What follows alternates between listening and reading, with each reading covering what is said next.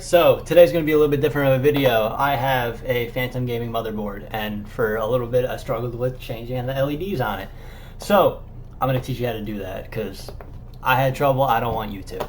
So all you're going to do, you're going to go to the Phantom Gaming website. This is the one I have, B365M Phantom Gaming 4.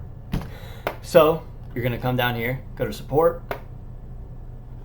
go to download. I don't know if you can see that, but there's a little download thing right here. And then you're going to come down here to, Asrock Polychrome RGB. You're just going to download global. After you download it, install it, it's going to come in a little file zip. So you're going to extract it. You're going to come with this right here, the slow program. You're just going to press yes. And this is it. You can change the LEDs just from here. I'll include, over this overlay, a little clip of my LEDs. Here I'll do the shape thing and I'll change it to blue. It's purple right now. Now it's blue. Go to orange. So it's a very simple thing to do.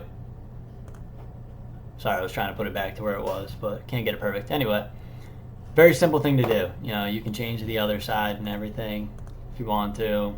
It's the IO cover. Now it's blue. Put it to green. Put it to orange. Super simple. I struggled with trying to change this for a little bit, and I just want to help you. So again, it's just on the website. I don't know if you can see it from over here. I'll include the link in the description, so this way it's just, you can click on it, go straight to it. But Asrock Polychrome RGB, it's just right here. Easiest thing in the world. I tried looking up tutorials, and they were just like, oh, first you want to do this and this and this and this and this, and easiest thing to do. So I hope this helped. Low, quick video.